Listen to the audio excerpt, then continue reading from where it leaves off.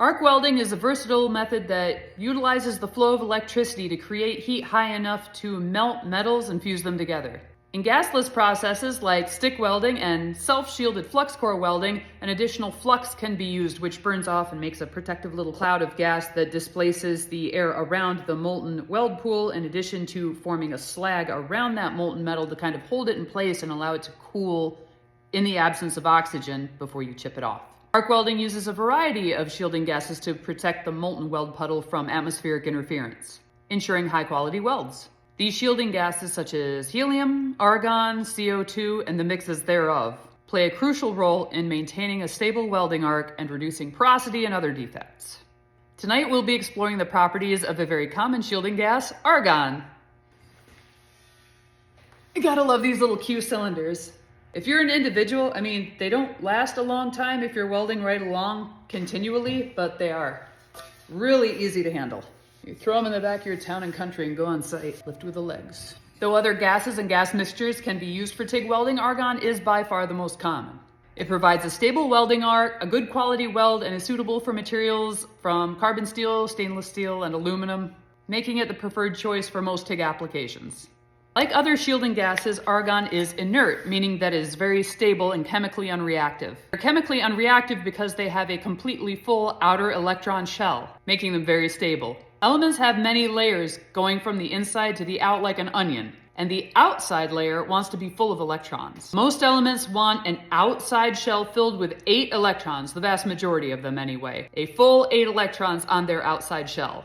The outermost shell of an argon atom naturally has 8 electrons already, following the octet rule. This represents a complete octet, which is a key feature of a stable, noble gas, like argon. It's non-reactive. It's got all the electrons that it needs in that outside shell. It's not trying to donate one to another atom. It's not trying to steal one from another atom. It's happy. Atoms are most stable when their outer electron shell is full, and that's actually a lot why they are arranged in the periodic table the way that they are. Think of the outermost electron shell as a band we're all in, and we want 8 members, and we keep losing our drummer. If we lose our drummer, we're going to be searching everywhere, poaching it from another band, and that would make us very reactive until we have our 8 members back. That's called an ionic bond. If one element steals electrons from another element and they go together, that's an ionic bond. If we were to share a drummer with another band of 8 members, that would be a covalent bond. This inertness is crucial in welding because the coverage of that inert gas, or the flux cloud, prevents the molten metal from reacting with atmospheric gases like oxygen and nitrogen, ensuring the weld's integrity. Another neat feature of argon is how heavy it is, which is what makes it so neat as a shielding gas, but it's also why you have to take special safety considerations when you're working with it. Argon is almost 1.5 times more dense than air, meaning when argon is released, it tends to sink. It sinks and displaces the lighter air, including oxygen, inside contained spaces.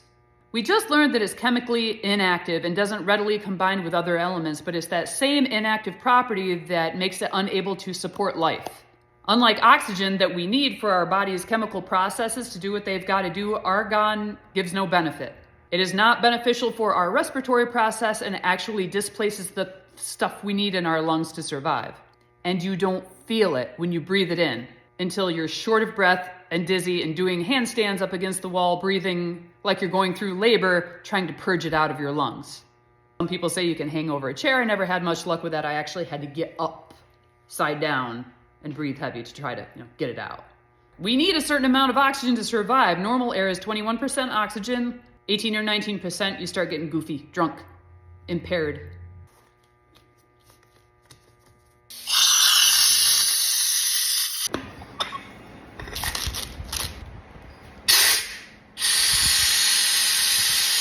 I've got my makeshift scale here. I've found just about the center of it.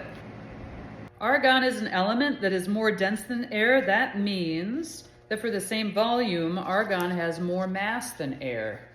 Assuming you fill both balloons with equal volumes, which I thought I did, but it seems to be escaping from one more than the other, you will be putting more mass into the argon-filled balloon. Weight equals mass times gravity. Since weight is directly proportional to mass, the balloon with a greater mass will weigh more, which would be argon. Not even close.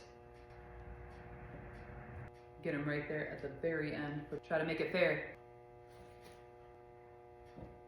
Even moving it off center, it's still heavier. Ways to be safe when you're working with argon: use a gas detector to check your confined space before you go do work there. Make sure that you've got ventilation so the argon can escape and it stays oxygenated for you. Use PPE like a supplied air respirator in areas where oxygen depletion is a real risk, but don't rely on them because batteries die. That's why you want to be constantly monitored when you're working in a confined space. Even if argon isn't your shielding gas, it's a really good idea to have a hole watch. Hole watch.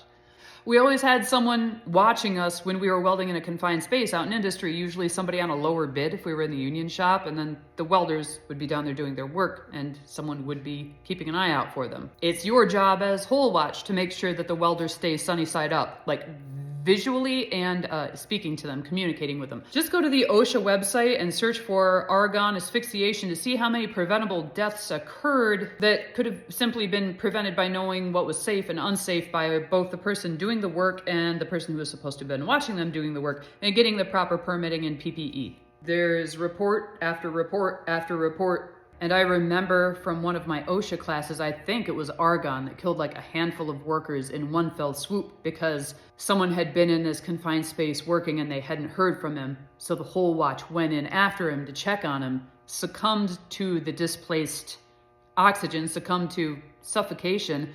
A third person wondered where the first two were, went in, and it was like 6 people. It was what I would consider a large amount of people going in, checking on that one person, and died. They didn't just get woozy, like you die. It's suffocation. Like I said, you don't know what's happening.